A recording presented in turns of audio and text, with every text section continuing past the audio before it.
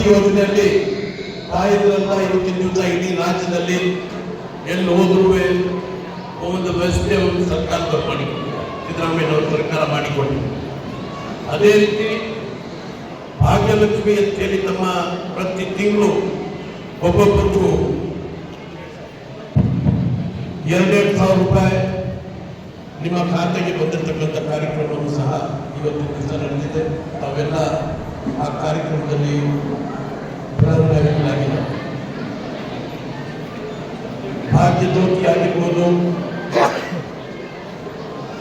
ಅನ್ನಭಾಗ್ಯ ಆಗಿರ್ಬೋದು, ಈ ಕಾರ್ಯಕ್ರಮಗಳು ಕಾಂಗ್ರೆಸ್ ಪಕ್ಷದ ಸರ್ಕಾರ ಸಿದ್ದರಾಮಯ್ಯನವರ ನೇತೃತ್ವದಲ್ಲಿ ಬಂದ ಮೇಲೆ ಬಂದಿರತಕ್ಕಂಥ ಕಾರ್ಯಕ್ರಮಗಳು. ಈ ಕಾರ್ಯಕ್ರಮಗಳು ಇನ್ನು ಮುಂದೆ ಆಗಬೇಕು. ಇಡೀ 5 ವರ್ಷಗಳ ಕಾಲ ನಡೆಸಬೇಕು. ಇನ್ನು ನಾವೆಲ್ಲ ಸೇರಿ ಸಿದ್ದರಾಮಯ್ಯನವರ ಮುಖ್ಯಮಂತ್ರಿಗಳವರ ಕೈ ಬೆಳೆಸ್ಗಳ ಕೊಡಬೇಕು ಅಂತ ಹೇಳಿದರೆ ಈ ಚುನಾವಣೆಯಲ್ಲಿ ಇಲ್ಲಿ ಕೂತಿರ್ತಕ್ಕಂಥ 15 ಜನ ಉಮೇದುವಾರರಿಗೆ ನೀವು ಬೆಳೆಸ್ಕೊಟ್ರೆ ಅದು ನೀವು ಸಿದ್ದರಾಮಯ್ಯನವರ ಒಂದು ಕೈ ಬಲಪಡಿಸಲಿಕ್ಕೆ ಆಗ್ತದೆ ಅಂತ ಹೇಳಿದರೆ, ಈ ಚುನಾವಣೆಯಲ್ಲಿ ನೋಡಿದಾಗ ಸುಮಾರು 1,500 ಜನ ಇಲ್ಲಿ ತಾವು ಸೇರಿರ್ಬೋದು. ಇಡೀ ಕ್ಷೇತ್ರದಲ್ಲಿ ಇರ್ತಕ್ಕಂಥದ್ದು 13,400 ಮತದಾರರು, 13,400 ಮತದಾರರು ಇರ್ತಕ್ಕಂಥದ್ದು. ತಾವು 2,000 ಜನ ತಾವು ಏನು ಸೇರಿದ್ದೀರಿ, ತಾವು ಇವತ್ತಿನ ದಿವಸ ತೀರ್ಮಾನ ಮಾಡಿ ನಾವು ನಮ್ಮ ಗ್ರಾಮದಲ್ಲಿ ಇರ್ತಕ್ಕಂಥ ವಾಸ ಮಾಡ್ತಕ್ಕಂಥ ಮತದಾರರ ನಾವು ಭೇಟಿ ಮಾಡ್ತೀವಿ. ಅವ್ರನ್ನ ಭೇಟಿ ಮಾಡಿ ಒಬ್ಬೊಬ್ಬರು 5-5 ಜನಕ್ಕೆ ನೀವು ಭೇಟಿ ಮಾಡಿ ಮತವನ್ನು ಹಾಕಿದ್ರು ಸಹ 10,000 ಮತ ಕಾಂಗ್ರೆಸ್ಗೆ ಪಡೆಯಲಿಕ್ಕೆ ಅವಕಾಶ ಆಗ್ತದೆ. ಹಾಗಾಗಿ ಇವತ್ತಿನ ದಿವಸ ತಾವು ನೋಡಿರ್ಬೋದು, 2 ವರ್ಷ ಆದ್ಮೇಲೆ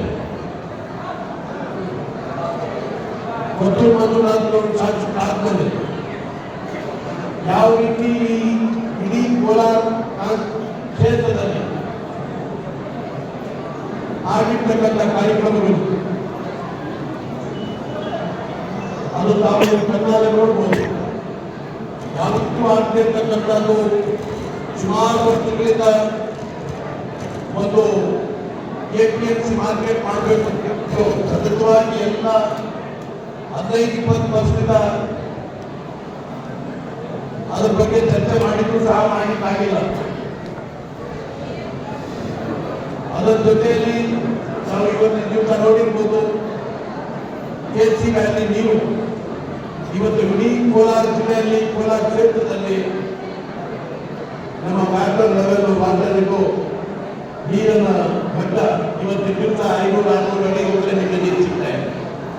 ಆ ವ್ಯವಸ್ಥೆಯನ್ನು ಸಹ ಮಾಡಿಕೊಟ್ಟಿರ್ತಕ್ಕಂಥದ್ದು ಕಾಂಗ್ರೆಸ್ ಪಕ್ಷದ ಸರ್ಕಾರ, ಸಿದ್ದರಾಮಯ್ಯನವರ ಸರ್ಕಾರ. ಅದರಲ್ಲಿ ವಿಶೇಷವಾಗಿ ಕೃಷ್ಣಬೈರೇಗೌಡರು, ರಮೇಶ್ ಕುಮಾರ್ ಅವರು ಹಗ್ಲು ರಾತ್ರಿ ದುಡ್ಡು ನೀರು ತರಲಿಕ್ಕೆ ಅವಕಾಶ ಮಾಡಿ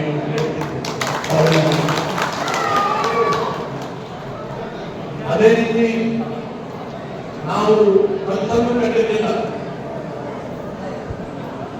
ಬೇರ್ಗಲ್ ಈ ರೀತಿ ಬೆಳೆಯಲಿಕ್ಕೆ ಅವಕಾಶ ಆಗ್ತದೆ ಅಂತ ಹೇಳಿ ಸುಮಾರು ಒಂದು 15 ವರ್ಷದ ಹಿಂದೆ ಸುದರ್ಶನ್ ಅವರು ಈ ಭಾಗದಲ್ಲಿ ಕೈಗಾರಿಕೆ ಬರಬೇಕು, ಏರ್ಪೋರ್ಟ್ಗೆ ಭಾರಿ ಹತ್ರ ಇದೆ, ಇಲ್ಲಿ ಹಗಾಲು ಮಾಡಿ ನಾವು ಒಂದು ದೊಡ್ಡದಾಗಿ ಒಂದು ಕೈಗಾರಿಕೆ ತರಬೇಕು ಅಂತ ಹೇಳ್ಬಿಟ್ಟು ಇಲ್ಲಿ ಪ್ರಾರಂಭ ಮಾಡಿದ್ರು.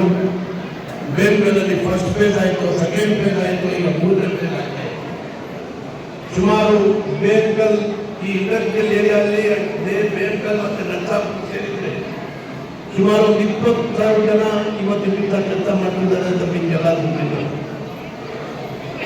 ಈ ಬೆಳವಣಿಗೆ ಹ್ಯಾಕ್ ಬಂತು? ಸುಮ್ಮನೆ ಭಾಷಣ ಮಾಡಿದ್ರೆ ಆಗೋದಿಲ್ಲ, ಬದ್ಧತೆ ಇರಬೇಕು, ಕಮಿಟ್ಮೆಂಟ್ ಇರಬೇಕು, ಛಲ ಇರಬೇಕು. ಆವಾಗ ಕೆಲಸಗಳು ಮಾಡಲಿಕ್ಕೆ ಅವಕಾಶ ಆಗ್ತದೆ. ಒಂದು ವಿಷನ್ ಇರಬೇಕು, ನಾವು ಈ ಕ್ಷೇತ್ರಕ್ಕೆ ಏನ್ ಮಾಡಬೇಕು ಅಂತ ಹೇಳಿ. ಸುದರ್ಶನ್ ಅವರು 20 20 ವರ್ಷದ ಹಿಂದೆ ಒಂದು ವಿಷನ್ ಇಟ್ಕೊಂಡಿದ್ರು. ಬೇರ್ಕಲ್ ಆಗ್ಬೋದು, ನರಸಾಪುರ ಆಗ್ಬೋದು, ಇಲ್ಲಿ ನಾವು ಒಂದು ಕೈಗಾರಿಕೆ ಮಾಡಲೇಬೇಕು. ಇಲ್ಲಿ ನ್ಯಾಷನಲ್ ಹೈವೇನೂ ಇದೆ, ಚೆನ್ನೈಗೆ ಹೋಗಲಿಕ್ಕೆ ಅವಕಾಶ ಆಗ್ತದೆ. ಅದೇ ರೀತಿ ಬಾರ್ಡರ್ಸ್ ಸಹ ಆಂಧ್ರದ ಬಾರ್ಡರ್ ಇದೆ.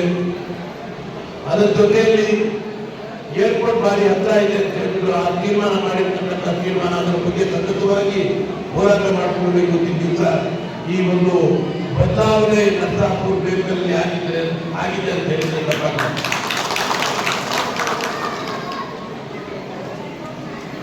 ಇವತ್ತು ಎಷ್ಟು ನಾವು ಬಿಸಲಿಗೂ ಒಂದು ಆಗೋದಿಲ್ಲ ಆ ರೀತಿ. ಈಗ ಇನ್ನೊಂದು ದೇವನಹಳ್ಳಿನಿಂದ ಹೆಚ್ ಕ್ರಾಸ್ ಇಂದ ಬೇರ್ಕಲ್